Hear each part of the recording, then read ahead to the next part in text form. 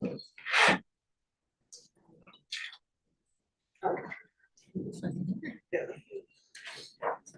everyone. I'm Gordon Swan, your board chair. I'm standing over here because apparently if I'm not, the cameras to everyone watching in Facebook can't see what's happening in the room. So rather than being a nameless voice, I'm standing in this corner. So thank you for coming to our budget meeting tonight.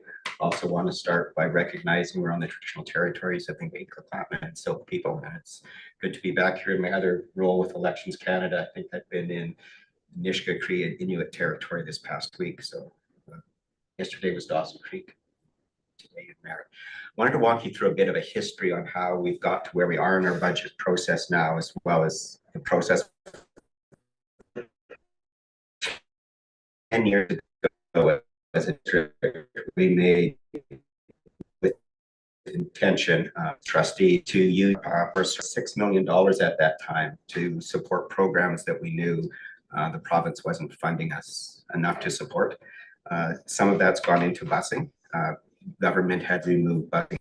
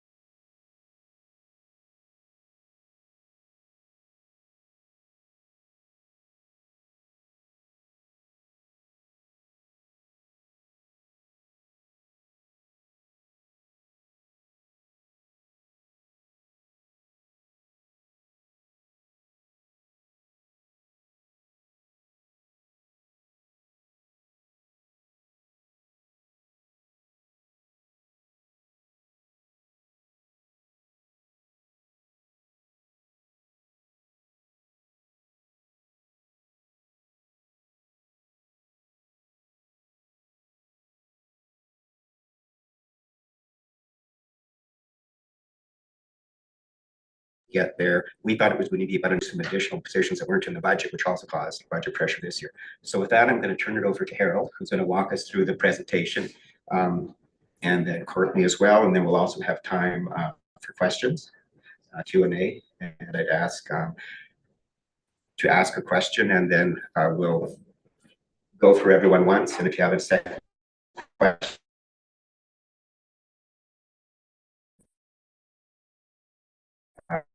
we'll come back just so everyone has a chance to have their voice heard. So thank you.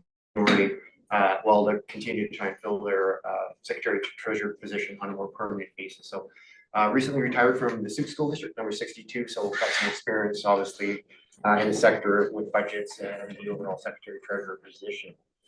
So I'm just going to share my screen here, hopefully. Sound issue. So it's not turned on and off. So.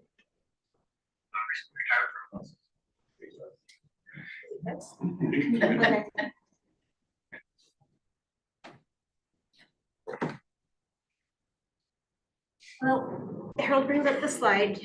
If you haven't met me before, my name is Courtney Lawrence, and I'm the superintendent for SD58. I started in August. It's been a good year, but it's been a tough year. Typically, when we are developing a budget and moving through a school year, you hope to be in a better fiscal position than what we found ourselves in. But we've worked through this with our different partner groups, as well as our staff and our administration. The reality is our reserves are not able to keep up with the amount of money that we have been spending. We have been living beyond our means for a number of years. We're going to take you through some of the pieces that we did around building our budget, around our mitigation strategies, and then you'll be invited to ask some questions and to give some feedback. And then this goes to our board where they will ultimately decide where we are with our budget. And this second meeting tomorrow in Princeton as well. Yes, and there's a second meeting tomorrow in Princeton. It's both online and then in person as well. And it will be the same presentation. Just wanted to make sure that we covered both spots. So Gordon was able to do the territorial acknowledgement for us. As Courtney mentioned, kind of what we wanted to go through today was provide a little bit more of the budget background and context to kind of set the stage. We'll quickly go over the development process, and this year it looked and felt a little bit different than in normal years. A couple different reasons. Courtney, as you mentioned, just started in August, new into the position in the interim role, and with the declining enrollment and the fiscal challenges we're facing, we wanted to make sure that we had a very robust consultation process. So we started this early in January and had a number of meetings with the rights holders and our partner groups throughout the process, trying to keep them up to speed on exactly the direction we're going, get their feedback and input into the process to be able to provide the best recommendations to the board for their consideration in May when they debate budget. Part of that process was around strategies and looking at the strategic plan. So that will be the section 3 there. And we'll report back out what we heard when we asked the question on what should we be focusing on next year from a priority perspective, so that we can try our best to align our resources with those priorities. We'll talk a little bit about it. Gordon kind of set the stage around the budget pressures that we're facing in the district, which are also consistent with pressures that other districts are facing within the province as well. We are not unique in any stretch of the imagination from a fiscal perspective. And based on those pressures, we've come up with a set of recommended strategies, which we want to present tonight. And then we'll talk a little bit about next steps. And then, as Courtney mentioned, we'll allow any questions that people may have. Budget background and context. And before we get started and talk about the pressures and recommended actions, we wanted to start off in a more positive note. The operating budget for the district is going to be around 31 million, as it has been consistently for the last couple of years. And with that 31 million, we do a lot of great work. We do a lot of great work for our students through our staff. And quite often when we have these types of budget conversations, too often we focus on the negative and the reductions and what aren't we going to be able to do. I just wanted to kind of start off tonight's conversation around with the money that we do have, a lot of good things happen within our district. Our numbers are great. Our student success are going in the right direction in terms of the measures. And these are just some of the areas that we put on the screen just to kind of refocus the conversation sometimes about the great things that we do with the funding that the government does provide us. One of the things you would notice on that one is Strong Start coordinators are there. We take the dollars out of operating for Strong Start facilitators to be in our kindergarten or K1 classrooms in the afternoon. It was originally one of the potential mitigation strategies that we looked at as a budget working group. But with a change in our fortunes to the better from where we started initially, that's one of the things that we've taken off the list as a mitigation strategy. So we're happy that we'll be able to continue with that practice. So our budget, like most other school districts and like most other public sector organizations, we're very largely staff driven from a salary and benefit perspective. So our operating budget is about 84% tied up salary and benefits, and then the remaining 16% is on is funding services and supplies. It's important to note that as we go through a reduction process and try and focus on the priorities, we've tried the best we can to minimize impact to staff. Obviously, we're talking about people's jobs and people's livelihood, and we wanted to do this with as much respect and compassion as we can. But just given the structure of our budget, it's impossible to stay totally away from salary and benefits. As we go through some of the strategies that we'll recommend to the board tonight, just keep that in mind, that we try to do that. But again, as we are heavily funded or expending money on salary and benefits, it's impossible to totally stay away from that as we talk about reduction plans. A little bit about enrollment, and because we are funded largely from the Ministry of Education and Childcare, we're on a per pupil funding model driven largely by our student FTE enrollment. And these are 3 lines as an example of the funding since the 21-22 school year.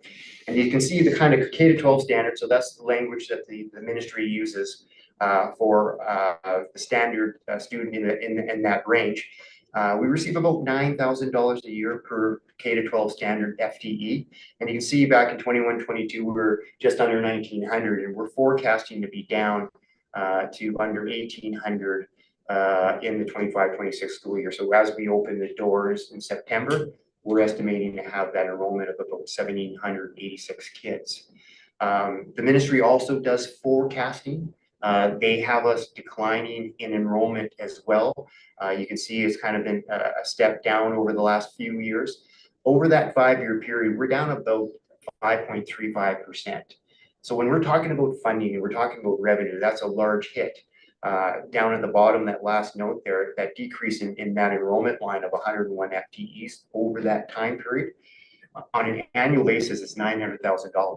So again, on a $31 million budget, it has a significant impact. So the question has come to me often, why is this fiscal year different? Part of the answer to that question is around our enrollment. Our enrollment is not as strong as it was in the past. And we're not expecting it in the K-12 or the bricks and mortar or schools to continue like that.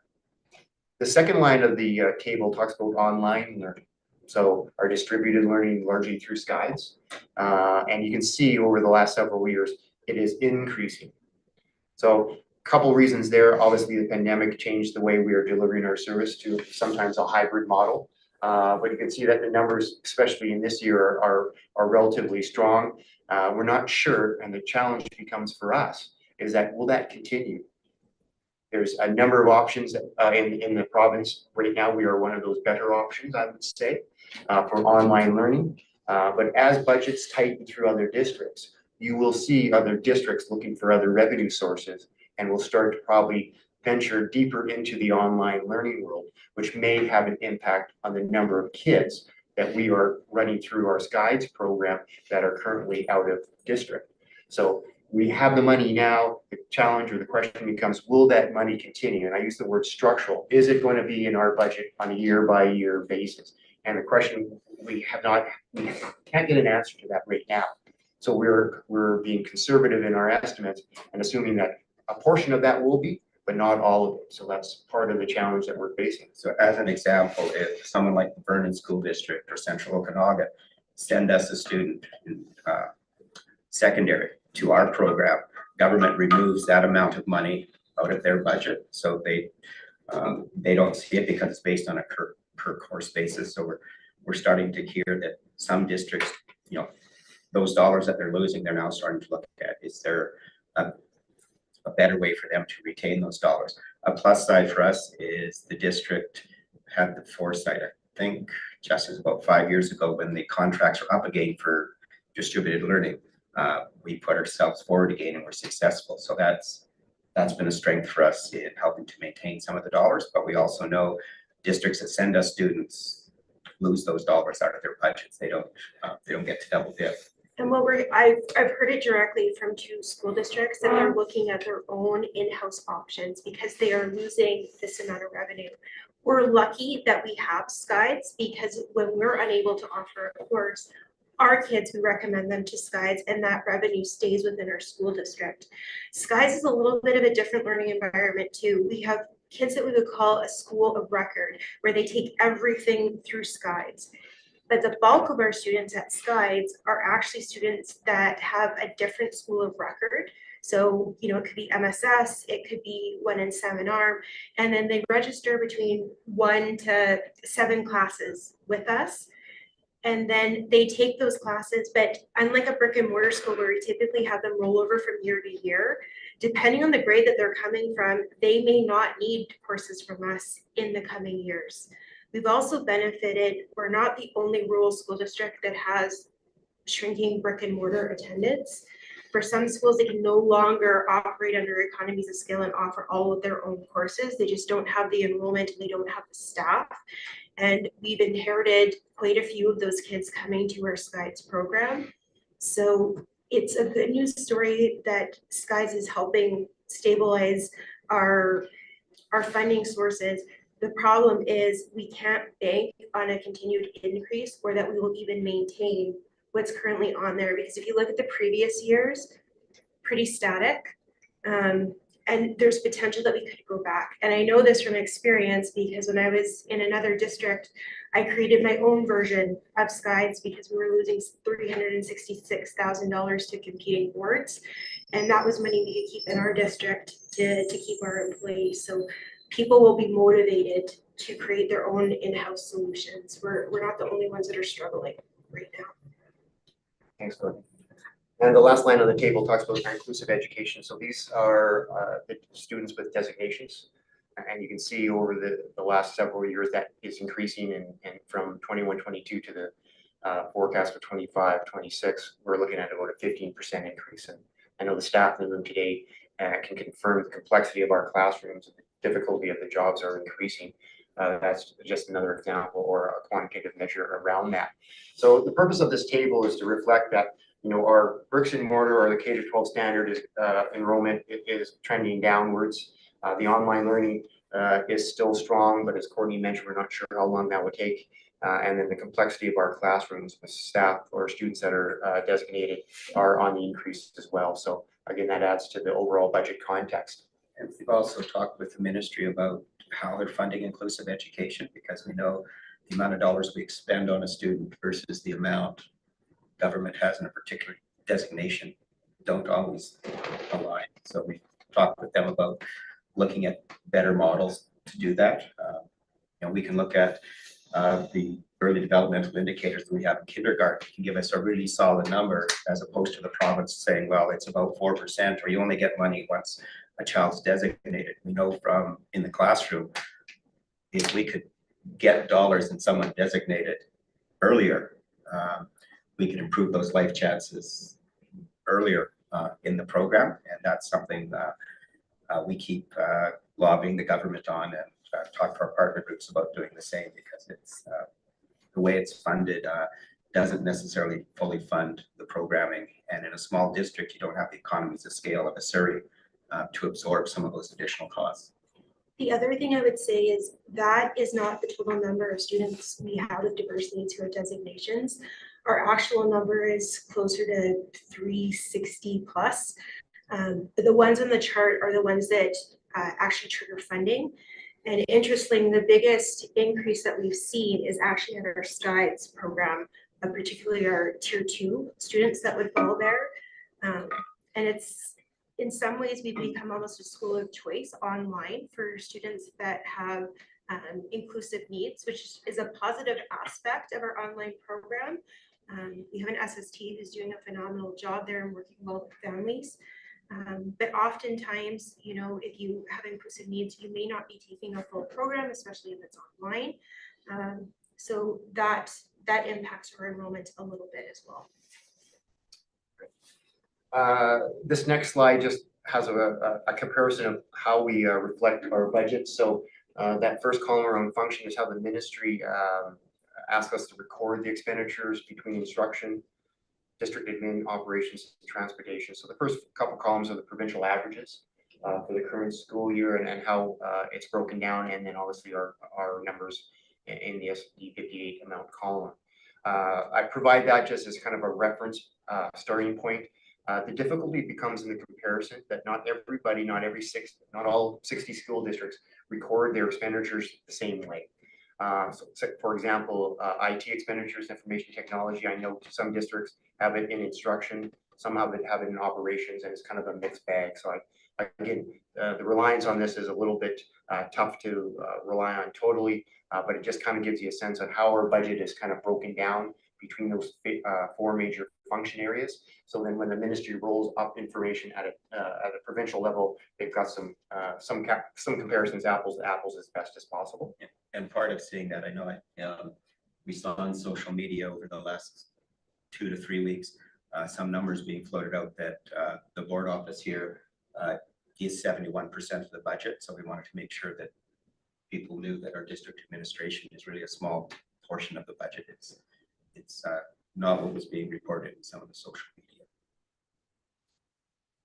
The next piece I wanted to show was around, again, a provincial average. Again, same kind of caveat on the information. So this is over the last kind of 4 years, and then looking into 25-26. The first line is that number that we talked about, our student enrollment, the K-12 standard.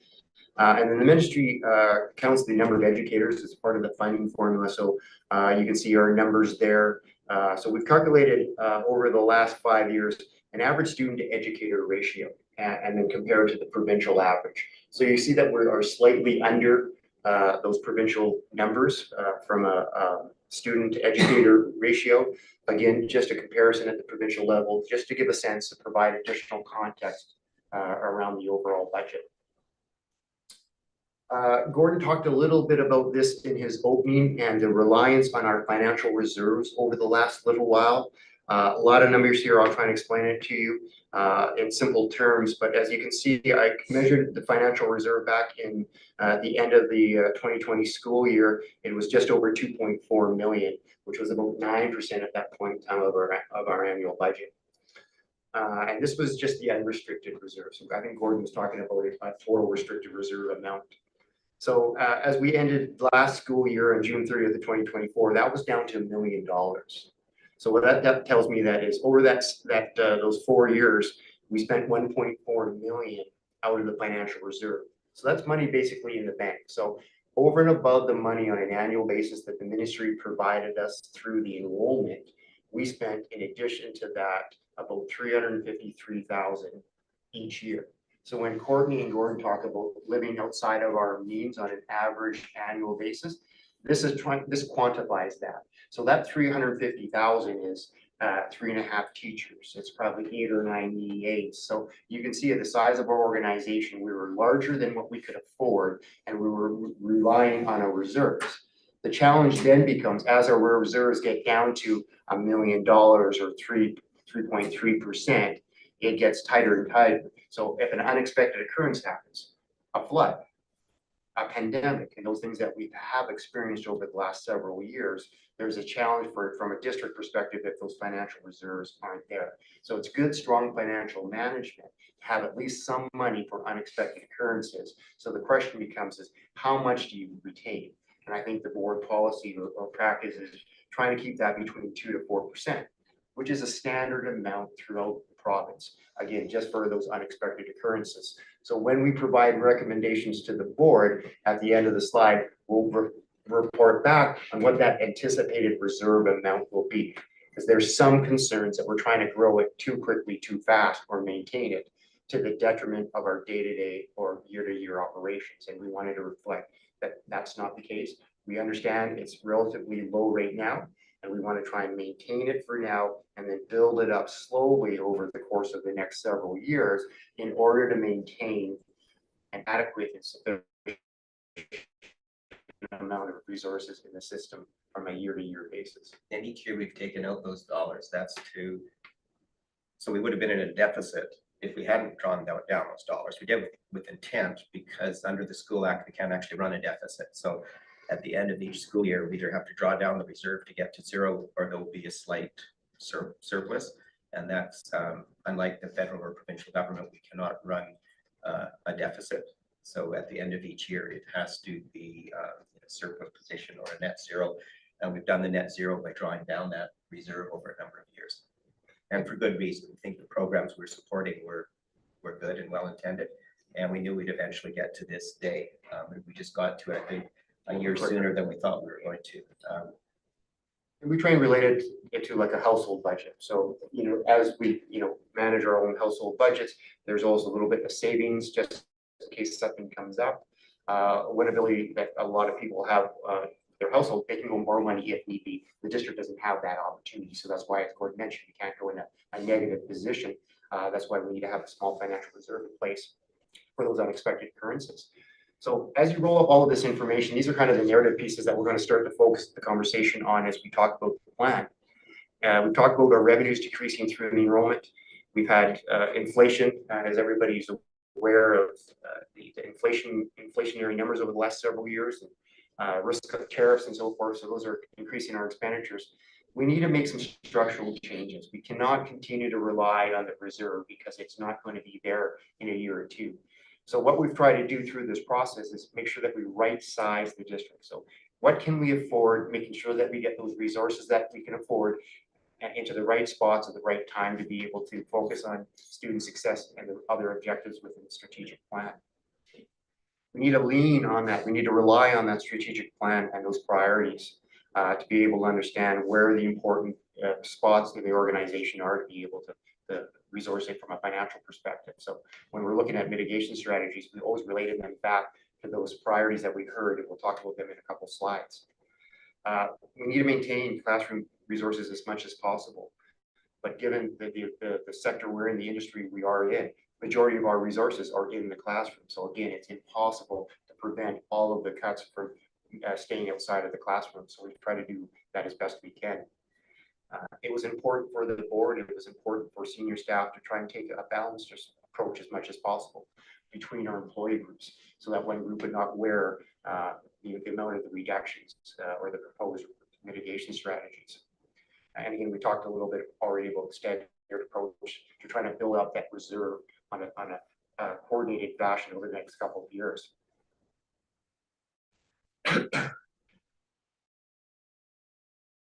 The development process. So if you've been involved in part of the conversations, this will look very familiar to you, but we really kind of focused in 4 major areas over this year. We started off trying to confirm what the priorities are. Great strategic plan in place is hanging up on the wall back in the corner there. So of those priorities, we wanted to focus on and understand from the system and get feedback through the consultation process. What are the most important things? Because those are the things that we need to focus on. I think we've got about a year and a half, a year a bit left on that strategic plan. So what still needs to be done? And where do we get those resources to be able to do it? You'll start to hear, and you've already seen a lot of districts start to come out with what pressures they're facing. We'll talk about some of them today. The majority of them are provincial wide. You will hear about replacement costs. You'll hear about increases in benefits, both in usage and those costs as well. And again, we are in that same boat that other districts are facing those consistent pressures. So as a result, we needed to come up and create some mitigation strategies, and we wanted to have an objective assessment model, be able to review those, to be able to provide some recommendations so the board can make an informed decision next month on some of these challenges, and that's through the budget plan that we've developed for their consideration. This is a slide that has too much information on it, but this was the table that Courtney and I created early in the process that we followed fairly closely. The dates might have shifted a little bit, but we wanted to make sure that we're going through this process, that we were thorough, both in the feedback and the consultative process. So we will talk a little bit about the budget working group and internal group that we created with school-based administrators and some staff here from the board office. Also through the board's finance committee that Gordon sits on with trustee Dave Rayner. And then the Board of Education, or BOE for short, we kept them up to date as we went through the process. But those green areas were really where we were going through the consultation process. So a lot of that started off with discussing with the rights holders and our partner groups back in February. And when we talked about the overall model, and that led to the meeting with staff on March 4th, that we kind of led through and started talking a little bit about the process and the challenges that we were facing and the process we wanted to go through to be able to get us to a proposed plan for the board to consider. So we talked about pressures, we talked about mitigation strategies, and then we went through the budget plan. So we were able to have 3 major touch points with the rights holders and our partner groups throughout it. Courtney and I led those conversations. We appreciated the honesty and the conversations that we did have with the partner groups. It's not great information, it's not a great conversation because it's heavy information. We're talking about some reductions or potential reductions. And again, we try to do that with as much respect and compassion as we can. So these are difficult conversations for us, and they're difficult for the partner groups as well. So we appreciated the conversations and the ability to have those. And I call this kind of the consultation funnel. So all of this information that we bring in from staff, the rights holder and partner conversations, and the finance committee kind of funnel all through to the budget working group. We'll take that information, provide some recommendations to the board to consider. And right now the dates are May 7th and 14th that we'll present to the board for their consideration and debate. So all of that information funnels down, and we try to make sense of it and come up with the best set of recommendations possible. And that May date is critical for the board for the first reading, because before June 30th, which gives us one more board meeting, we have to pass a balanced budget and submit it to government. So that's why we tied that first reading at that May board meeting. Yeah. And also from a staff perspective, the operational wise, some of those budget decisions, we do need some time as well. So we need to, that it kind of fit in well to have that that May period, early May, to be able to have those conversations presented to the board. So I touched on this briefly. We wanted to get different perspectives on the budget because Courtney and I could sit back in one of our offices and create a budget and present it to the board, and it wouldn't have thoughts, it wouldn't have the feedback from our partner groups, our staff, our school-based administrators, and so forth. So we set up this group to be able to work through the conversations, and again, some very tough conversations. So we wanted to make sure that we provided the space and the time to have those. And something that's important to note, both our trustees represented both Merritt and Princeton, as did our school-based administrators. So there was feedback coming from both sides of the district, which, you know, sometimes there's special considerations depending on what's going on in the community or the size of the school, so they were able to share those individual stories with us. Yeah. Thanks for that, Courtney. So the role really that the budget working group was to provide input on the priorities, identify additional, if we missed any additional pressures, and then really the main work was kind of develop those mitigation strategies to address the pressures. So that was the large work of them. From a formula and trying to simplify the process, we start with our existing school budget, school year budget of 24-25. We'll add any or take away any enrollment revenue that we talked about. We'll add budget pressures to the mix, and then we'll come up with those mitigation strategies to come up with that preliminary budget for the board to consider for next school year. So through this process, the budget working group identified a number of different options for consideration. 4 on the revenue side and then 28 on the expenditure reduction side. And we came up with ideas that totaled 3.6 million. We wanted to make sure as we went through that process and identify those strategies, we had some mechanism to be able to review them, because it's basically initially just a brainstorm list. So how do you make sense of that? How do you compare this option versus that option? So we created a model and looked at it through a different set of lenses. And these were the main lenses that we looked through. So what would the impact if this strategy was implemented from a strategic plan perspective? Did it have a negative impact on us reaching the goals and objectives that are on that wall? What would the impact be on students, staff, rights holders, or partners, or from a political perspective, if we were looking at any of these mitigation strategies? So each of those lines, each of those 32 lines, we went through those different viewpoints and ranked everything from a scale of 1 being a low impact that we felt to a high impact being 5. So basically it gave us a quantitative measure or number that we were able then to compare each strategy that, okay, from our perspective, representing the district as Courtney mentioned, from Princeton to Merritt, what the impacts would be on the overall system, be able to compare options to options. So when we presented to the board, it provided them, again, an informed decision on what we could think that the impacts would be. So it's a structured process to be kind of able to really think through what these impacts would be before we recommended them to the board.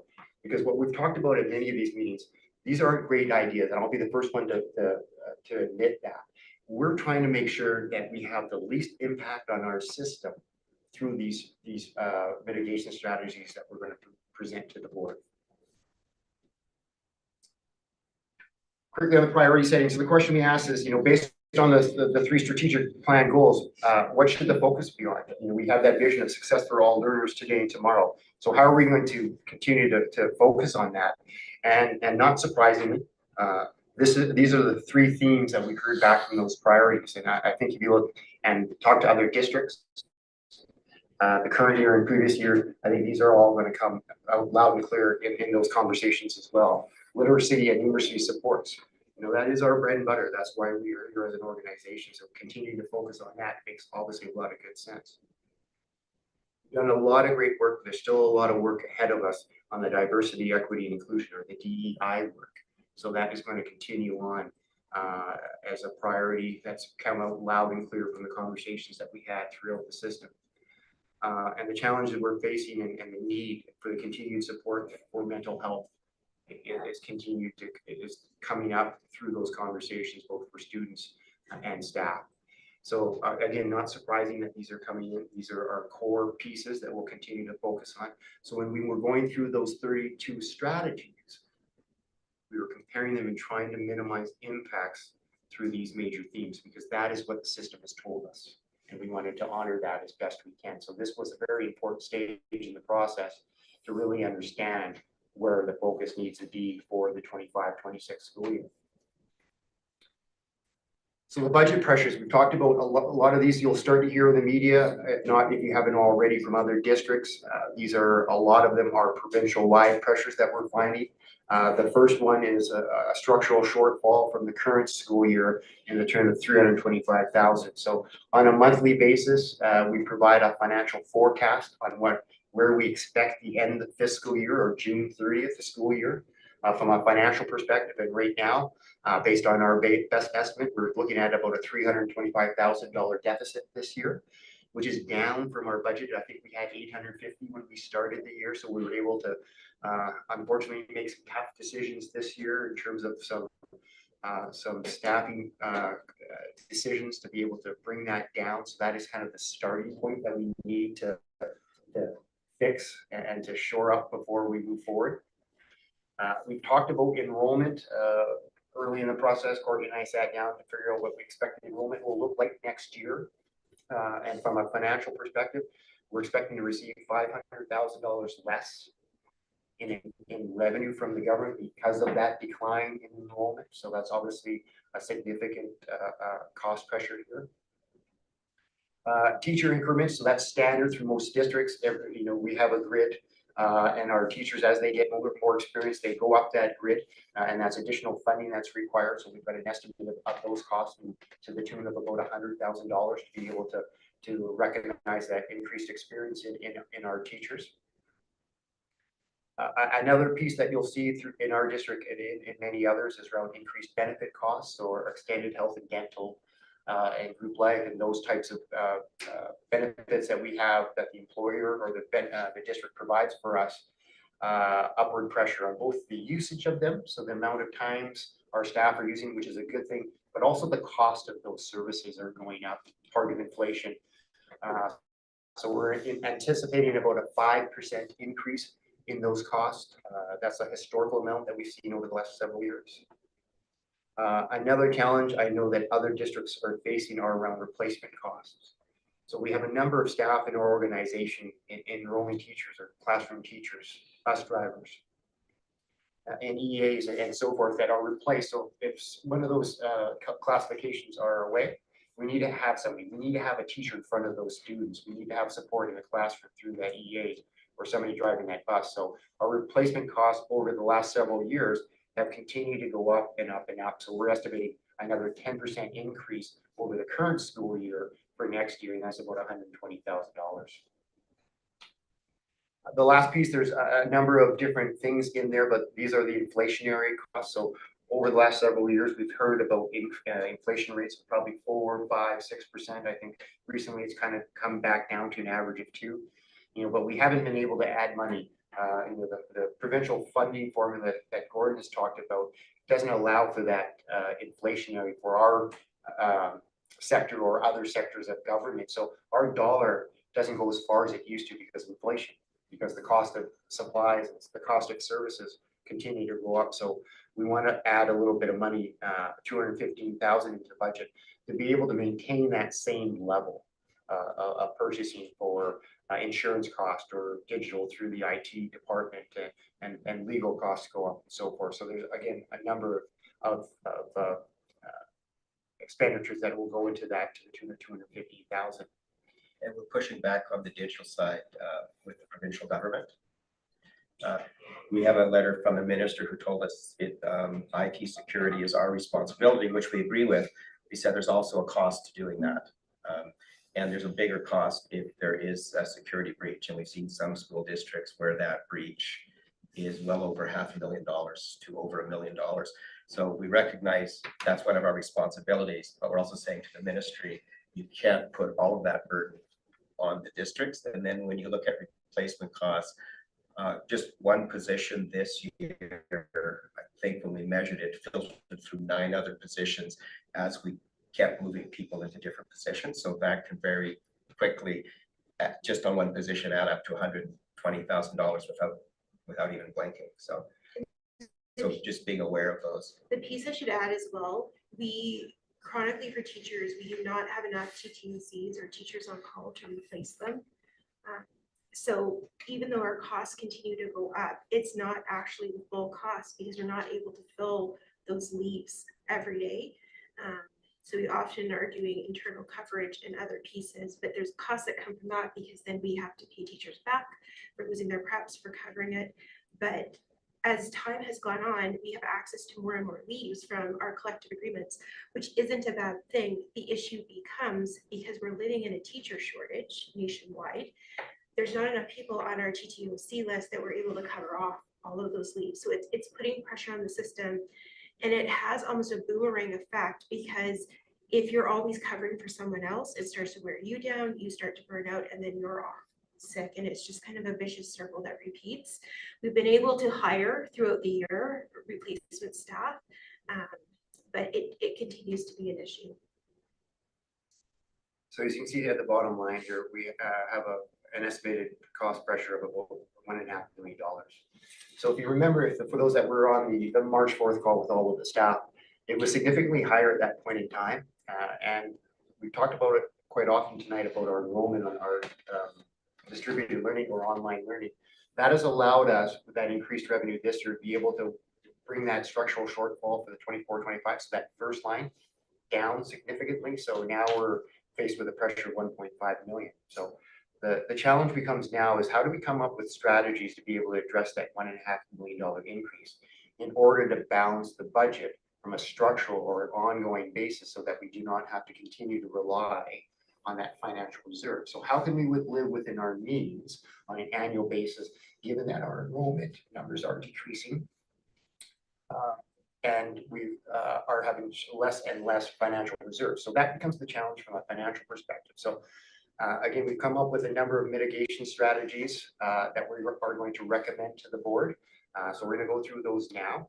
So this is the financial plan that we'll recommend to the board that they consider. So this is the strategies that they'll debate to figure out exactly how to be able to address that $1.5 million.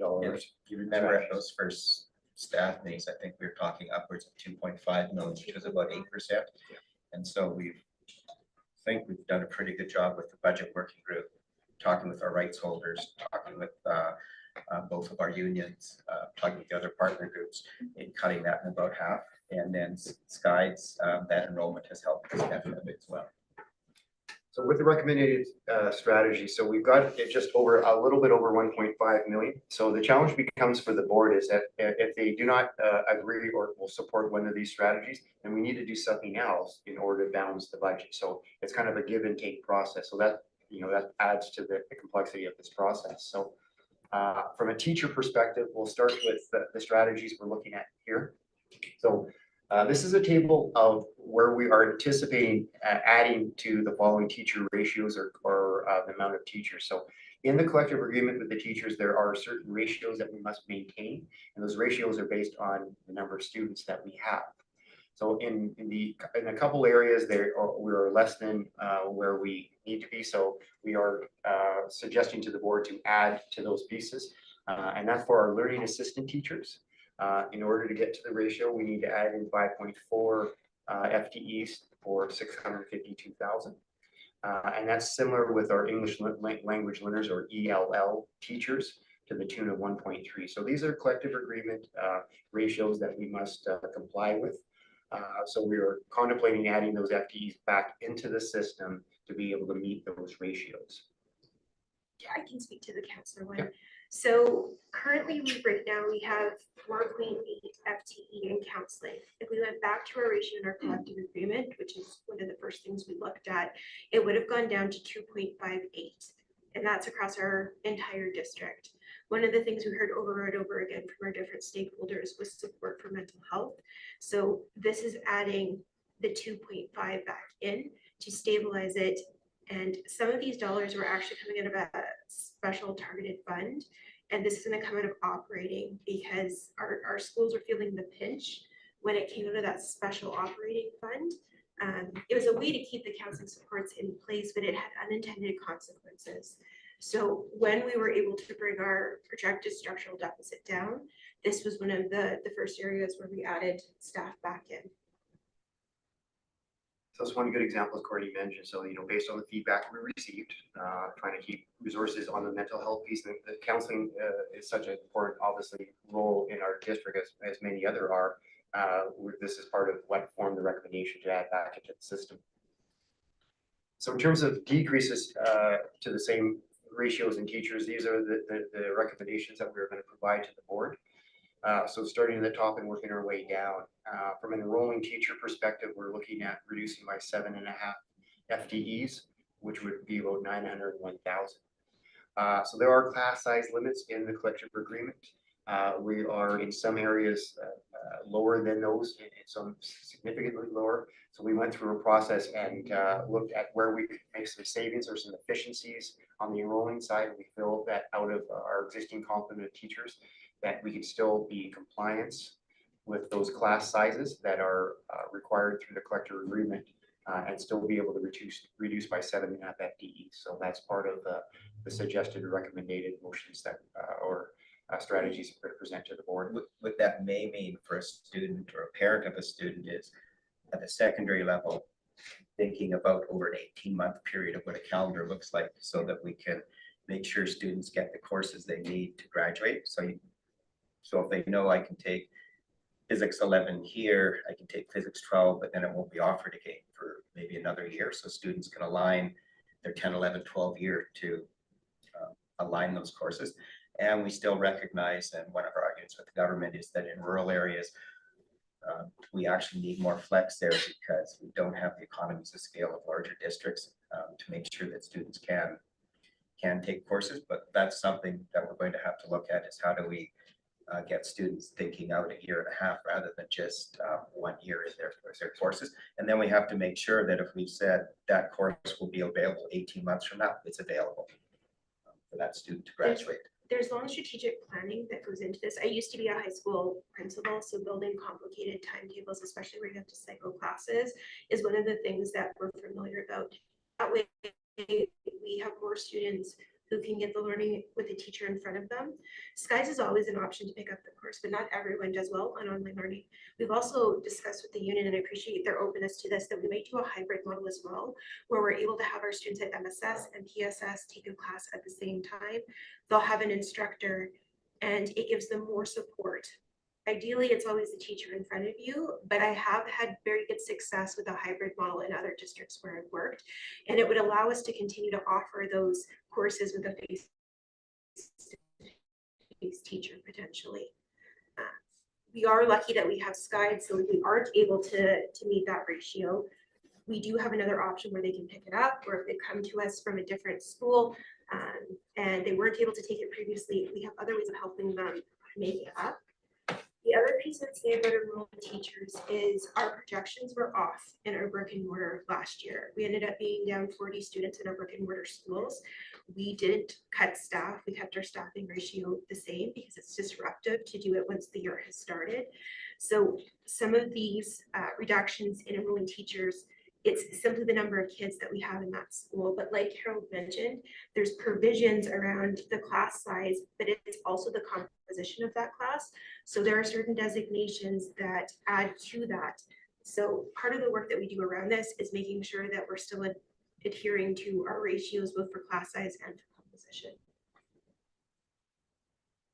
Shifting to that second line, so similar with our online or the Skies program school, we're looking at the same kind of thing where we'll have increased the amount of class size in those online courses to the tune of 4 FTEs or full-time equivalencies for 392,000. So that's the second proposal there, second recommended option.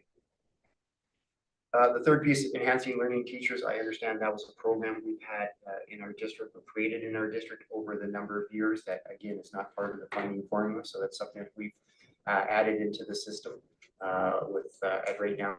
So currently we have 1.37 FTEs in there, so we're recommending to eliminate that program that was created a few years ago, which would save us $164,000 if that was to be approved. The next piece goes back to the ratio. So we have a number of our ratio for librarians in our school district. And right now we are 0.78 over that ratio. So again, Courtney talked about the number of students and declining. So we'll continue to manage that. But from a ratio perspective, we're required to have that for the collective agreement. So we're suggesting to the board to consider bringing that down, the number of librarians back down to the negotiated amount in the collective agreement, and that's just under one full-time FTE. The next two pieces would be elimination of programs. So the grade 7 band program would be eliminated, and that would save a half an FTE that we are estimating. And then we've got a summer reading program that is supported through a 0.4 of a teacher, obviously in the summertime. The last two pieces on the list, a French immersion program enrollment, I understand, is down in the French immersion program across the street at Merritt Secondary. So we're recommending that the board consider removing that program and saving $30,000 as a result. So just to be clear, French immersion will still be offered at MSS, but the number of students to offer it, right now we have a equivalent to a full FTE. The number of students are not aligning with that, and we can just continue to see attrition. One of our grades at MSS, because it's so small, I don't want to identify them, but one of our classes is down to 1 student for French immersion. And we have a small number overall. It's about mid-20s. And we're continuing to see attrition as the years go on. That's not unique to us. We're seeing this as a trend provincially, but also nationally with French immersion, especially at the secondary level. For some students, they're going to choose to go to an English language university. So when they have to make choices around courses, sometimes it's an easier choice for them to switch to English. And there's some other reasons, but that one reflects just our numbers are shrinking in our program. The last recommended motion or strategy is the teacher mentorship program. I'm not sure, Courtney, if you want to speak to that, you do much better than I do. So right now, this isn't equivalent to an FTE. It's money that we put towards our new teachers coming into our district. The province is actually looking at creating a provincial mentorship program. And from the feedback that we've heard from teachers, especially around academics and supports, we're actually going to have some coaching positions next year with literacy and numeracy that will be able to support our teachers in the classroom, elbow to elbow. One of the problems we have right now, it's very difficult to bring teachers out of the schools together for one-off PD because we cannot get enough TTOCs to cover them off in their schools. But our teachers are also in need of more than just a one-off PD. So this gives us an opportunity for more flexibility and also more support in the classroom level. We'll look to see what the provincial program looks like. It's not out yet, but it's one of the things that's up for consideration. So looking at both of those lists, the suggestions about adding and subtracting, the total reduction that is being recommended to the board is 5.6 FTEs to the tune of 588,000. So as you add those two together, and I know as best we can, we're going to try and achieve that through attrition as much as we can. So already in our district, and I have to say thank you to our staff who's been open and honest about what their plans are for next year. I did ask in the meeting in March, if you knew that you were going to retire or if you knew that you would be resigning and moving, if you could let us know as soon as you know that. At this point, we have 3.5 FTE that we've been able to eliminate through attrition. So people retiring and leaving the district. What's something that it's not completely unique to us in SD58, but we also have 12 what are called letters of permission. So we have teachers that are not certified teachers. If you're on a letter of permission, that contract comes to the end at the end of the school year, regardless, because as a district, we have to make an effort to recruit certified teachers for those positions. And we can't just offer it to the teacher that's on a letter of permission from year to year. The ads actually have to post for a minimum of 14 days. There's a whole process we have to go through with the ministry to get approval. So there will be 12 positions there. Looking at our attrition rate and looking at our numbers of letters of permission, we're not going to make it to our seniority list where we have to do layoffs. And you know, there are other districts that are looking at layoffs as well. We may be able to staff those positions that are currently staffed with a letter of permission with a certified teacher. We're not sure at this point, but a number of our letter of permission teachers are working their way through teacher education. So they're working their way to being certified, which gives us some options as we move forward as well.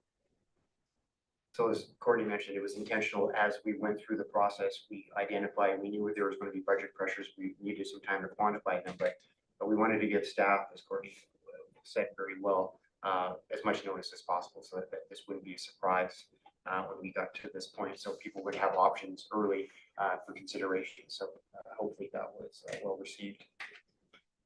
So as we shift gears to the support or the QP side, so here's the list that we were recommending that the board consider to the tune of 14.5 FTEs for 714,000. So again, starting from the list and working our way down, we're proposing to shift our custodians from 12 to 10 month employees. So that would save 3.5 FTEs over in terms of time and $250,000. So that's one suggestion. I do believe we'd still have a summer crew, a smaller summer crew, to be able to work through some of our schools. So we already have 2 custodians that work on a 10-month cycle. Other districts actually work on a 10-month cycle for their custodians. And then they have a summer crew that comes in to do the summer cleaning. It's determined by seniority. So you start at the top of the custodian list and you work your way down until we're able to fill that crew. And this gives us savings of 250,000. It's about equivalent to 3.5 in terms of hours. We're not laying custodians off as they won't have a job, but their number of hours and the months they work will change. And we look at it in terms of FTE with EAs, it saves about 5.5 positions for EAs with that change, with less impact to the direct classroom. So that EA line, as Courtney mentioned, suggesting right now at 8. So that was a number that, as we were at the $2.5 million pressure that Gordon had, was a higher amount. So as that number went down, as we received feedback, we were able to bring down this recommendation as low as we could to make the overall $1.5 million budget pressure. So looking at right now 8 FTEs, the amount of 225,000. Similar to our teachers, if you've been hired after October with our QP contracts, you're on a temporary contract which comes to an end at the end of June. Currently, right now, we have 11 temporary contracts for EAs. So that will help with some of this piece. It's still really hard for those people that are not going to have their jobs, but they would be positions that would have come to an end. And sometimes we're able, depending on what our enrollment looks like in the fall and whether we have new kids that come in that require supports, we're sometimes able to hire some of our educational assistants back in the fall.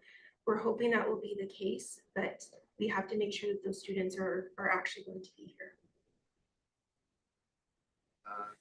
Continuing moving down the list, recommendation to the board would be reducing by 1 tradesperson for 1 FTE. The next line, the clerical piece, is a combination of a reduction at the online schools guides and also through the district admin decision that was only made this year. So earlier tonight, we talked about getting our deficit for this fiscal year down at 325,000. There were a number of decisions made, I think largely at the board office from a clerical perspective. So this is the annualized savings. So because it's now going to be a full year, there's going to be some additional savings to the district. And the combination of those would be at about 1.5 FTEs or $103,000. So the last 2 pieces, the transportation. So for the French immersion program, we've got, I think it's 6 routes servicing one of our schools, and we're looking at reducing that run. So that would be some adjustments to our bus schedules, and we anticipate that saving us $20,000. And we have some rooms, some open rooms or some vacant rooms at Diamond Vale and Princeton Secondary that we would consider closing, and therefore saving some custodial costs for $15,000. So that's anticipated to be recommended to the board for their consideration as well. So again, the total for QP adds up to 14.5 million, 14.5 FTEs, I should say, and 714,000. For the exam and support staff, a couple, as we talked about, decisions already made that will see the annualized savings this year or for the 25-26 school year. Shifting one of our directors to a district principal position, saving us some money. We've reduced one of our elementary school vice principals already. Again, that was a 24-25 decision. and we're looking at reducing the noon hour supervisors, and I believe about to the amount of 50% for 110,000. So the sum of those strategies on the exempt support side is 2 FTEs for 159,000. And the last piece of strategy, or last group of strategies, is around the use of the mental health grant that we receive right now. We're utilized to help fund some of our counseling services, again, based on the priorities that we heard from the system and the importance of the mental health for our students and staff. We wanted to maintain those as much as we could.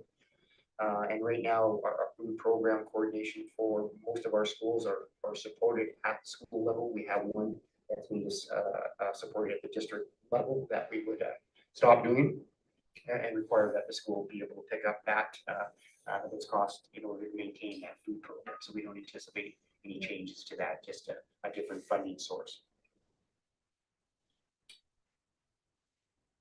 So summarizing it all, and we talked about earlier, we're trying to come up with one of our criteria was trying to have a balanced approach as much as possible. Again, obviously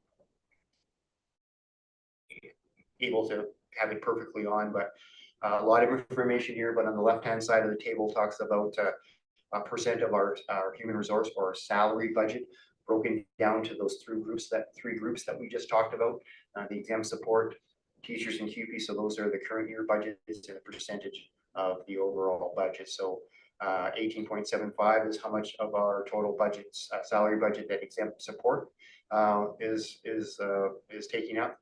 And then based on our $1.5 million worth of recommendations, so that right-hand side of the table at 159,000 is about 10.88%.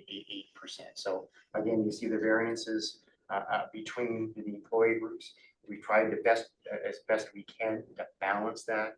Again, it's not great on, but again, we wanted to have that as one of our criteria, along with the priorities that we heard and the fiscal realities that we're facing, to be able to provide the options for the board to consider. So earlier in the conversation, we talked about the year-end reserve. So if the board does approve the budget as recommended, we would end next school year. So again, looking ahead, 14, 15 months out, we'd have an unrestricted financial reserve of about $700,000 or 2.2%.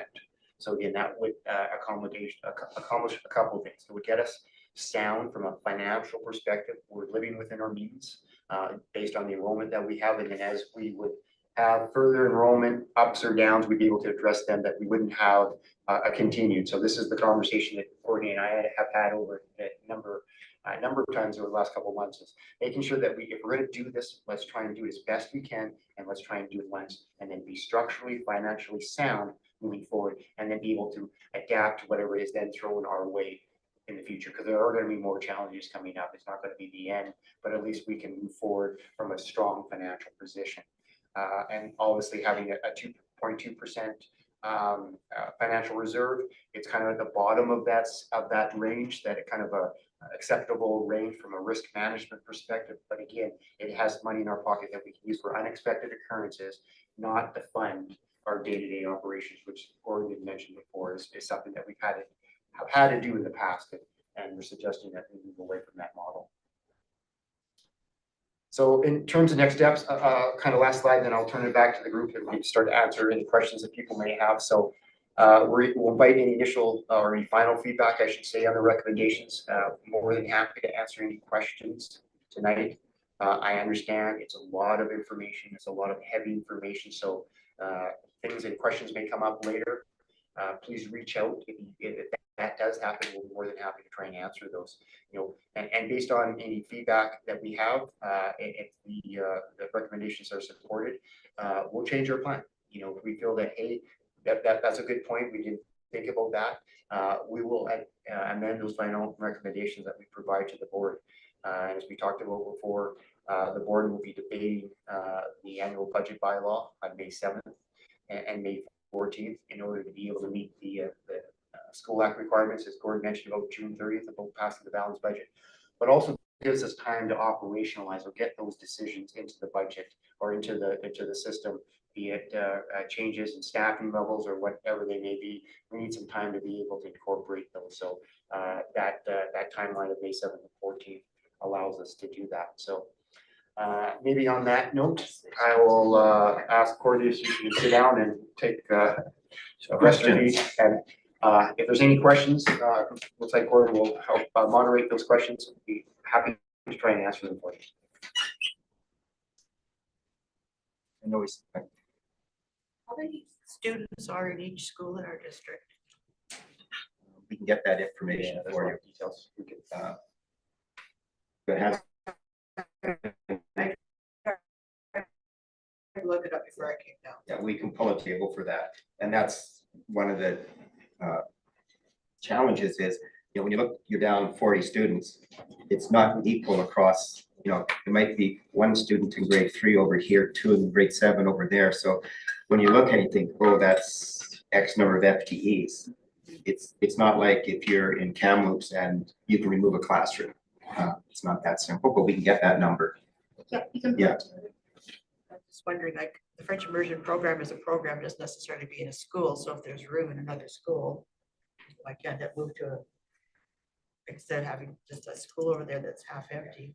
And we are looking at, one of the other recommendations that came up was looking at whether we would reduce one of our schools, because we know we can save that. I think in Penticton this year was for September, they have 3 less schools, larger district, but that could be, $600,000 to $800,000 cost that you could save. So we are looking at that. If we go through a school closing process, that takes at least a year because there's legislative pieces around that.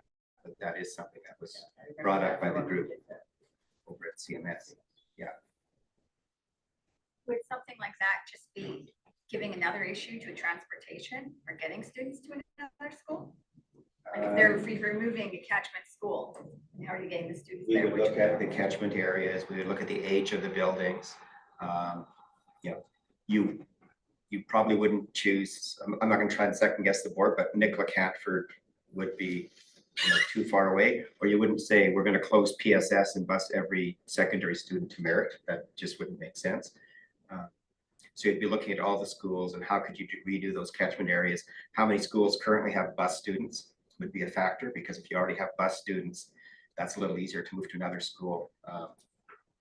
But again, you also have a school community. So you have a school that the staff all work together really well. So when you disrupt that and you move people to another school, that's still a disruption for both staff and students. And we know that from the flood, when for 9 months we were moving people into different facilities. We know that takes a toll on people as well. So we'd have to look at all of that, and it would be a community decision on how we would do that and what would be in the best interest of staff and students. And then again, we know there are dollars savings, as we know from CMS, that could be approved there, but it takes over a year. Just to be clear, that like long 1 year legislative requirement that they would take to close the school is because it would include a lot of consultation. Yes. And that's why it's that long.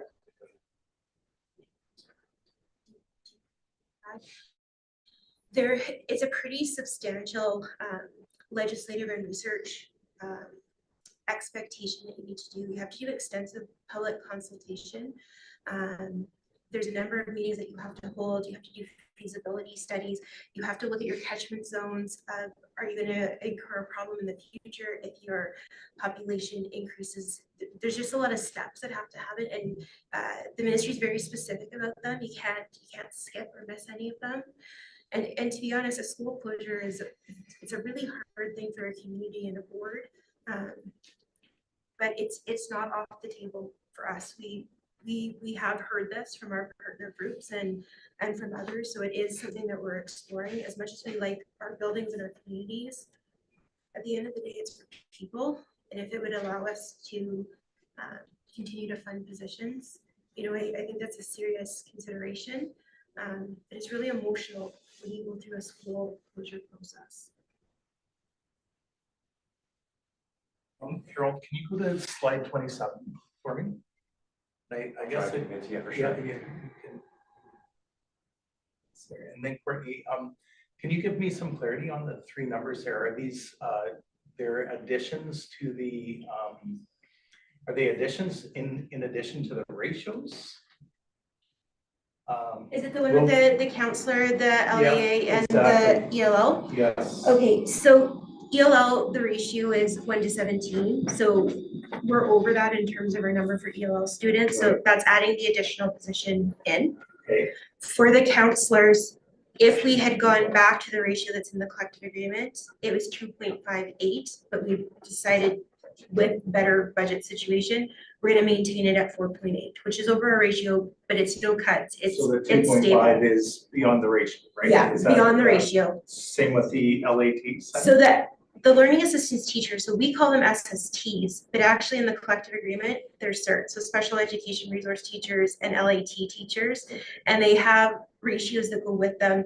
So we didn't have anything coded to learning assistance teachers before, so that's where that comes from. When you look at the cut page for, I don't know if we labeled it as non-enrolling or what we labeled it as, it's not really an addition, it's a shift. So it's moving around to make sure that we're meeting our ratios. Yeah. So teachers are a little more complicated because, you know, our cuts look deeper, but when the time we look at what we were adding and then what we subtract, that's how we end up with the 5.62. And follow-up question, or a different question, I guess. With the band program, grade 7 band program being cut, that's prep for the grade 7 teachers across our district. And so that's going to fall probably to a non-enrolling in those elementary schools, is that? Well, I give the teacher each school so much for the prep. So I base it on the number of teachers in the 120 minutes at the elementary level, and then also the additional prep time for the prep teacher. So that's calculated in their FTE when we do it. So, but you and I can review the numbers. Yeah. And we did have some discussion about whether we thought that would affect the secondary school band program. And when we looked across other districts, not all of them have a elementary band program. So that's something we'll monitor too. It didn't seem like it was going to adversely affect us at the secondary level at MSS, but again, we'll monitor things to see was there a negative effect we didn't anticipate. I am aware that there are certain, like real estate lots that you guys have vacant around the town and outdoor Nicola. Are those an option to sell off so you guys can create income to have jobs for people who are Not for jobs. So if we sell, Jobs, or it goes to having restricted money in? capital. so it but- goes to restricted capital. So if we have a capital project, the first thing the government says is, well, you've got this much in your capital fund. So we can't take money from capital and move it over to operating. And we're trying to get some covenants removed, some property in Princeton, because there's a covenant that says we don't use it for education purposes.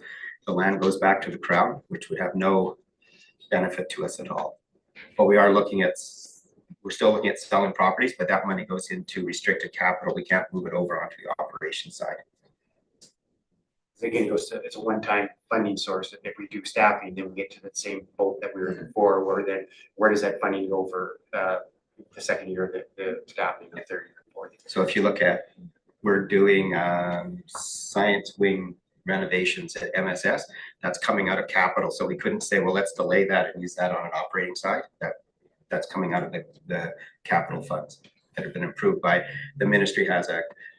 We put in projects each year on the capital side that they approve or not. And so that those come out of a different pot of dollars. The one thing that I would add, if we do look at school closure, it's not from selling the building itself, it's the savings you get from economies of scale of being able to have more kids in one building. It helps you reduce administration costs, custodian, all of those things. So those are overall operating costs. So those ones would be appropriate to help with staffing numbers, and it's not the same restrictions from selling the land. Courtney, you mentioned for high school students that the hybrid version would be Yeah. a possibility. I wonder if that's something like this for primary or middle class students would be an option too. We haven't looked at it at that level, but you know, we're not opposed to it. What came out strongly for our teachers, and I really appreciate the time that they took. What are some new innovative ways that we can offer it? We know the best option is a teacher in front of you, if we can make that work. Second best option is a teacher, through electronic means. Lots of bad things about COVID, but one of the good things that came about it more tech savvy and we can use our technology in a better way. But honestly, we haven't looked at that, but that's something that we could consider. Yeah.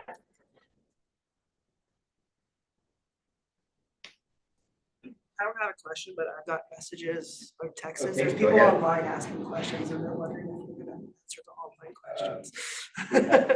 So go ahead and Just from the YouTube one, somebody's asked if we would go to a 4-day school week.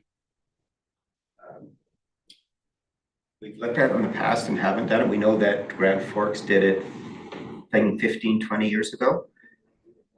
Yeah, so they've gone to a 4-day school, and where that affected them was on the QP side, mainly on their bus routes was where their savings were. And for some of our students, a 4-day week isn't necessarily the best, and for some of our parents to have to find alternative daycare if you have a child under 12 is an issue as well. So, and I think that's the only district that's gone to a 4-day week. We know in Surrey, to cover some of their costs, they're actually going to an extended school day at the secondary level. We'll actually run an extra block in the morning, an extra block in the evening. We have that a little bit at MSS because we run some of the classes outside the bells. And so that's an option too. Another one is we've consistently been running a 300,000 deficit over the last few years. Why has the board office not eliminated or combined a few positions? Most director positions are over 160,000 a year. We're a pretty lean, if I compare it to other districts, we have a lean board office. So we've looked at that and where we can combine, but we need a superintendent by law. We need a secretary treasurer by law. We have the 2 assistant positions there. We have added in the past 5 to 10 years, we added a human resource position. That is something that we did need with the complexity of human resources. And the person we brought in has certification in other areas, which means we don't have to contract out to get some of those services. So we think that's been an overall saving. Some of the positions people look at, if I take inclusive education, yes, there's a new person there, but they were filling a position that was vacated because of a promotion into another area because someone moved to a different district. So we're pretty lean there. We did move the principal of Indigenous education out of targeted funding into a district position. And so if that was going to go back, we would need the consent of our local Indigenous council. I don't see that happening. I think it's appropriate where it is, being one of the positions in the district. Questions? Somebody is curious why SKYS is being reduced in FTE teachers as it's experiencing increased enrollment. So we're increasing the number of students from, I think it's 225 per FTE to 240. So it's increasing the number of students that SKYS teacher would interact with. And I think the 225 was based on the secondary school model, but I'll let Courtney. So I can speak to this one. So SKYS is it's a 12-month school. So we have continuous enrollment. So what we've done over the year, as our enrollment has gone up, we add FTE as we need it to meet our target. So while we have class size provisions in a brick and mortar and a composition provision in a brick and mortar, online doesn't actually have a limit to how many course enrollments a teacher could have. Our board, with an approach of let's make a connection with our students, decided on a smaller number based on what we would have typically at our high school per semester. The issue that we've run into is twofold. It's a different environment, not that either one doesn't have a challenge, but when you have 30 kids in front of you, physically in front of you in a school, and we're in a semester system, those courses come to an end at the end of the semester regardless. At SKYS, because kids can have as long as they need to complete, we have some lagging costs that go with that, and we take kids throughout the year. So we don't need the same number of staff at the beginning of the year that we typically need at the end of the year. And we don't want to be overstaffed because that will take resources away from our brick and mortar. We tailor it to the number of students that we have. The other piece with SKYS is, especially if they're in grade 12, they're not necessarily coming back the following year. And it's more difficult to make projections for skies because it's an online school. We have an easier time with brick and mortar. Doesn't mean we're always right about that, you know, hence being down 40 kids from what our projection would be. But we align our staffing with what our actual course enrollments are. Provincially, it's approximately 6.3 billion to 300 million, while in SD58, it is around 32 million to 2 million. Why is there such a significant discrepancy between these two ratios? Read the question. Yeah, can you do it, especially with the front end? Or the whole thing? Okay, the ratio of instruction to district to administration spending is quite different between the provincial level and SD58. Provincially, it is approximately 6.3 billion to 300 million, while in SD58 is around 32 million to 2 million. Part of that, yeah. Part of it is economies of scale. If you're Surrey, and I'll use them as an example, with 78,000 students and 1,200 kids in an elementary school, compared to if I take bench with 160 kids, we still need a principal at bench. So they have some economies of scale, which allows them to have more students and more dollars. So, you know, we still need a principal in each school. We're not looking at saying, let's have a school with no principal. That's part of our administrative costs. We still need a superintendent, whether you're a school district our size, or if you're a school district of 40,000 students or 60,000 students, you still require a superintendent under law. When it comes to reducing custodians to 10-month position, when will this be taking effect? In the summer or next? I think it's, I'll let you talk. I think in the collective agreement, it's a 30-day notice, but I'm not.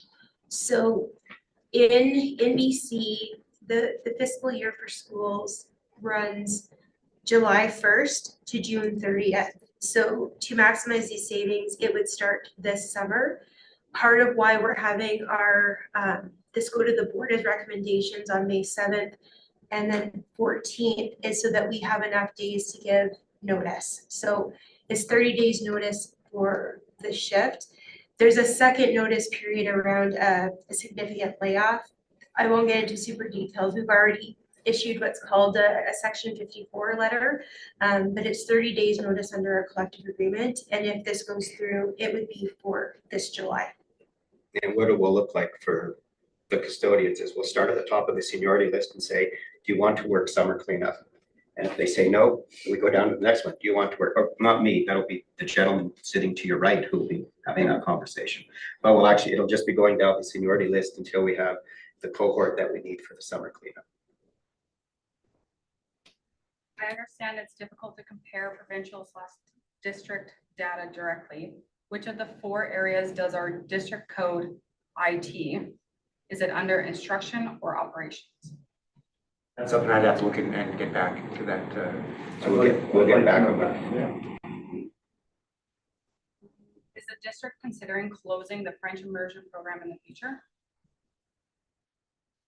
We would look at that on a year-by-year basis. It really depends on how many parents put their children into that program.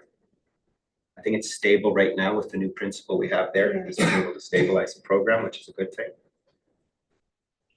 Have you considered allowing SCIDE's teachers and secretaries to work remotely more often and minimizing overhead costs on days that staff work from home? So what I say is we have looked at this, but we already own CMS. We already paid to have it cleaned. So letting people work remotely, I know there was a suggestion about renting out the whole building, but we already rent out portions of CMS. And we also need to have a place where people are able to physically work. And part of our office staff there is to welcome people in. So while most of it is done online or over the phone, we do actually have people that go into SCIDES sometimes to get support with the application process there. And I think we did create a policy around remote working. So we have created a policy. Do you want me to read a comment? Sure. Okay. It's a nice one. How will reducing 8 EAs positions not directly impact our students? Well, what I would say is, we were very clear that it's not that there isn't gonna be any impact. We knew that there will be. The other piece to remember is as our enrollment goes down, it doesn't mean we necessarily have the same students with the same inclusive needs from year to year. We also have students who graduate. So now, depending on if we get new students in that, are tier two, there's always the possibility that we can bring people back. We don't take any of these cuts lightly. But overall, we have 71 EA positions, which is quite high for a district our size. We've worked through this with our director of inclusive education of how do we determine where the supports will go. Every cut has an impact, and like Harold said, none of this is easy. We don't particularly like any of these ideas, but these are the best of the bad ideas that we had to bring forward because we have to be able to live within our means. And it's just not the number that we showed that the kids who are designated, we have a large number of other students that we're also supporting. And so part of it is we need a model with the province and help with our partner groups for government to fund that at the level, not just our district thinks, but other districts around the province think it should be funded at. And at the same time, we know the province is outside of education is cutting positions everywhere. So we know they're in a tough piece too with what's happening south of the border, but ours is education, and we're saying you need to fund that better. And that's a message we're continuing to take to them. I think I just have one more. How many kids are bused, and what is the annual operation cost for busing? Busing's over $1 million. I think it's 1.5, if I'm remembering correctly off Harold's slide. Some of that includes field trip busing. When we looked at our costs for our busing routes, beginning of the year, it was estimated to be about 800,000 for our regular routes. The amount we get in from the government is significantly less than that. So it's a cost to our operating fund to continue to run it. We actually had to raise rates for our field trip mileage to the schools, which is a struggle. We were subsidizing it before, but the problem was we were losing too much money out of our transportation system. So it took pressure off the schools, but it just moved it to a district level, which just spins of why we end up with a deficit, last year where we had to pull out $700,000. So the pie is only so big, no matter how many ways you cut it. Transportation operates at a loss. I would be hard pressed to find a district whose transportation system doesn't operate at a loss. Like Gordon explained, the government doesn't see it as a core service, which means you're not obligated to provide it. The problem with that, especially when you live in an area like Merritt and Princeton, if we don't provide busing, not all of our students would be able to make it into our schools. It would impact attendance, it impacts achievement. We have a number of parents that don't drive or have access to a vehicle. So really, if we were to cut that, and we've made our bus routes as efficient as we can, it impacts students' ability to be at school, and often our most vulnerable populations are the ones impacted by that. We don't have a public transportation system. On the Lower Mainland, if you cut it, you've got a pretty robust public transportation system. We don't have that here, and as a board, as I said at the start, we don't envision telling our Indigenous students or our ranch families that you have to pay to get on the bus to come to school. I know in Kelowna, they charge, I think it's $450 per student. There's some inequities in that. They're a lot more urban than we are, but we also are going back to government and saying you need to fund rural education appropriately. I think it was Minister Bond, I think 20 plus years ago, that said it was no longer a core service of districts. We happen to disagree with that. We think for rural areas, busing is a core service that needs to be provided. One last one. Oh, just before we move on, just out of respect for the person that asked the question, I think they asked how many of our students are bused. I don't know if we know that right now, but We'll get that number. We'll have to get it. I don't know it off. I don't know. just wanted to circle back on that. Okay, last one. Have you considered closing the middle school? It seems underutilized, given that it's only being used as skies and CLC. Well, the middle school itself got closed 10 years ago, I'm thinking, when we had the Coquihalla Middle School. So we have skies in there, right? And we have the CLC in there. So we still need space for those programs. You know, the Community Learning Center still needs a place for students who are using that program. So if not there, where would they be? Just in case people aren't aware, our CLC is our alternate program. We're all famous for our jargon, and I'm probably the worst for it, but just so that people are aware that CLC is our alternate program. It's mainly designed for kids from 10 to 12, and it's a more flexible environment. And part of the work that I've done as superintendent is going out to visit our alternate schools, and the kids are very clear that they don't want to be put back in the high school. They want their own separate space for the learning. And we're lucky enough to have CMS so that we're able to house that and skies. And we do actually generate rental income. Right now, the elections office is actually renting space, bringing in revenue for us.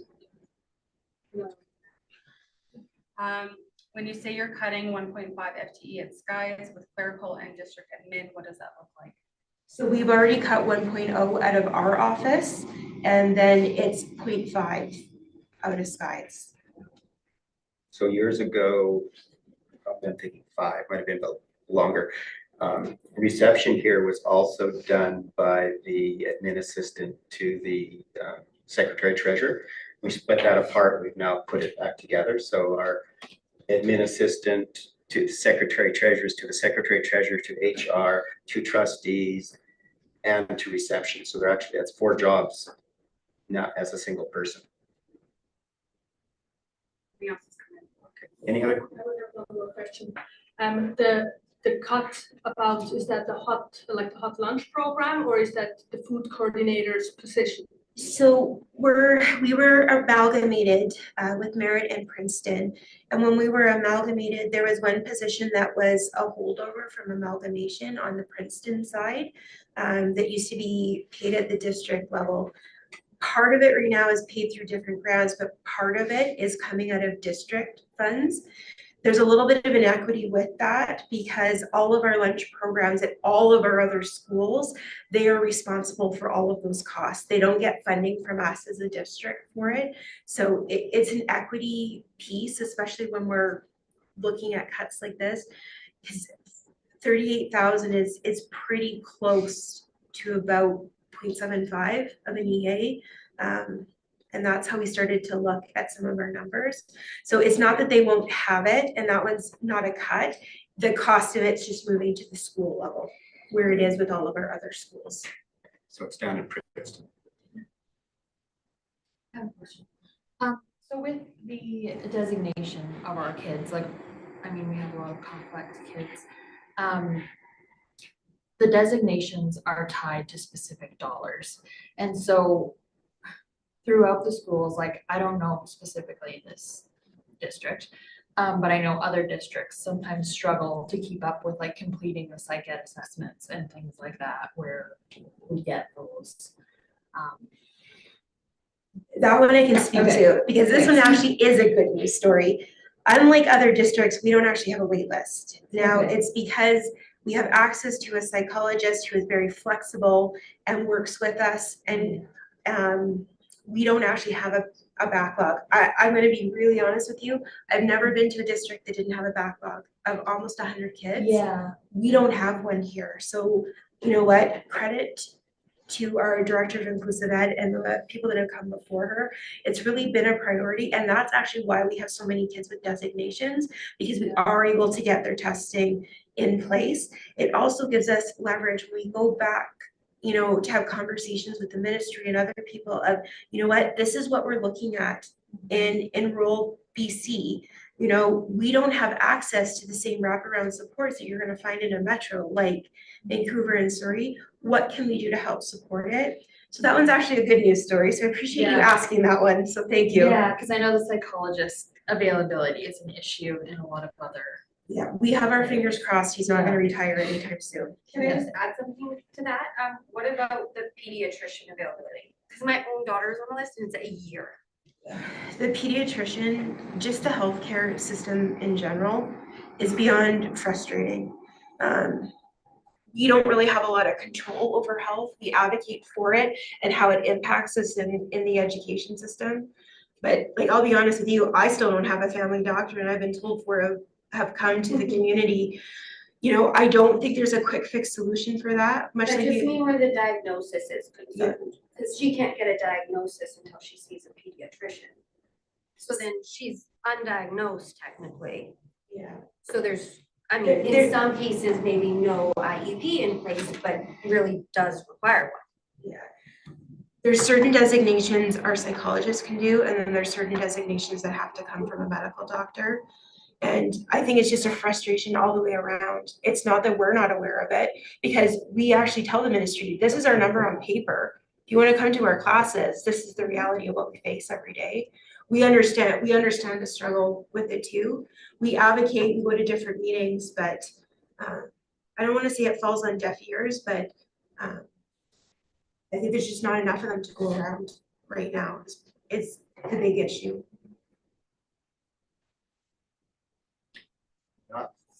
Unless, there we go. What's it gonna look like to produce 7.5 teachers? When like you're already talking about staffing short or teacher shortage and like, it's not like they're floating around doing nothing, so does it mean like increased class sizes?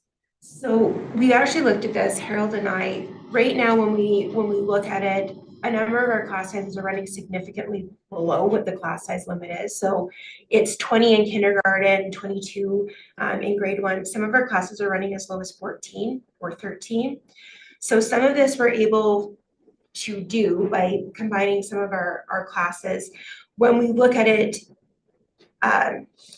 we're adding other positions in, but sometimes it's how we do our class configurations.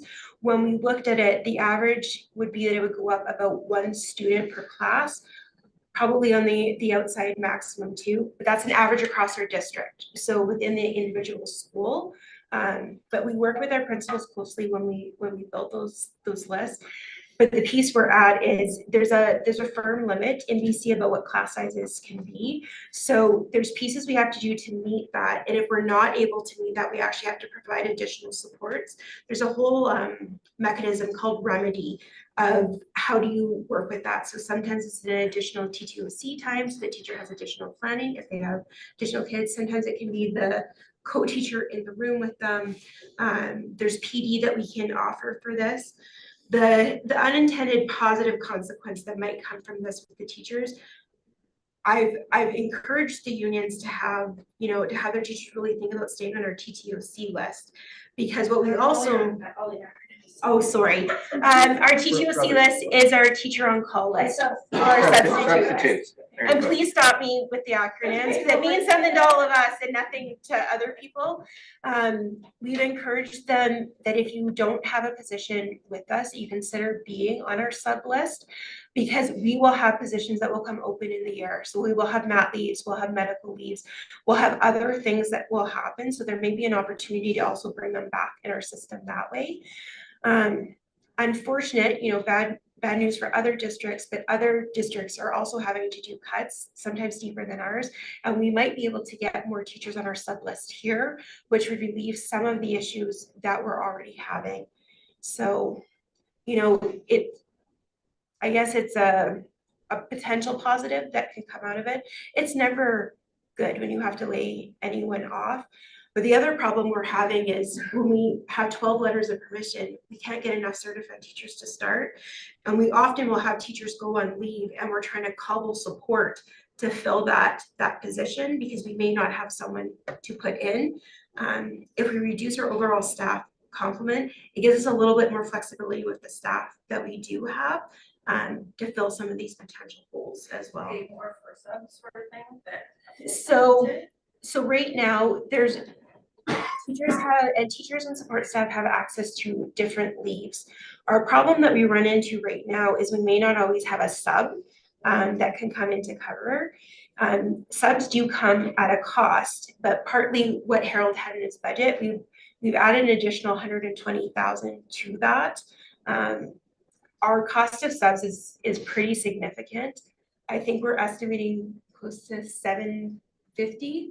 I think we might even have moved it at 750,000, and it might go higher than that as well. So when we say as districts we're facing the pressure of replacement costs, that's a pretty significant equivalent for teachers. So it's a double-edged sword, but we want our staff to be able to take the leave that they're entitled to. And it's very stressful when you need to take a day and we can't get someone in for you. And quite honestly, it's often our administrators and our non-enrolling teachers that have to go cover. So then there's other pieces that are getting missed.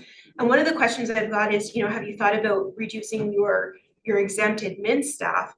The problem is most of our schools only have one principal. The only schools that actually have more than one principal with a VP is MSS, which is our largest school, and PSS. We did have a VP at Central, but we actually eliminated that position so that our deficit wouldn't be as high as we move throughout the year. We were able to do that through some attrition. So it didn't cost anyone a position, but we were able to reduce.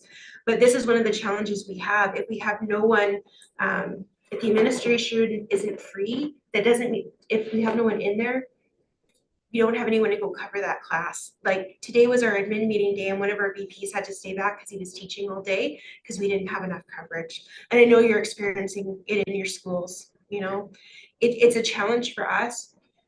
Not great that we're going through this, but it might help us with some of our shortages that we're facing. In part for students at the secondary level that I talked about at the start of the year, how do we look out 18 months for building that timetable? Because we may not be able to offer that course every semester. And I can think, we've got one of our trustees who one of their students is taking skies for French. So, but not every student does well in distributed learning, and some kids excel in that. But that's another avenue we have with Skies. If we have only 4 students that want to take Lit 12, it's not that we wouldn't offer it, we'd probably offer it through Skies as an alternative. And that timetable is really driven by I think they're doing either just finished course selection, thinking over here. We're working our way through it. So how we determine what goes on our timetable at our high schools is we have our kids work with the counselors and admin. They identify the courses that they're wanting to take. We go through that list and see which ones will have enough enrollment that we would be able to run them. And then we build a timetable around those pieces. Yeah. Well, honestly, we start with the gym. We all laugh about that, but if you've ever built a timetable, you have to start with the gym because the gym is the most finite resource in your school. If you start after you build your timetable, you will have to rebuild the whole thing. So I've learned this the hard way as a high school principal. Any other questions tonight? Seeing none, thank you for coming out. Thank you for sharing your thoughts. And say there's no easy solutions to it, and it's not a happy time for us as trustees, but we know it'll get us to financial stability, and we've taken that surplus down at 2.4 is actually at the bottom end of where our policy is, but we think that doing it now and doing it once will put us in a good position for the future. Thank you. Thank you. I appreciate you coming. We don't normally get a turnout. Sometimes we get 0, sometimes we've had 1. So thank you.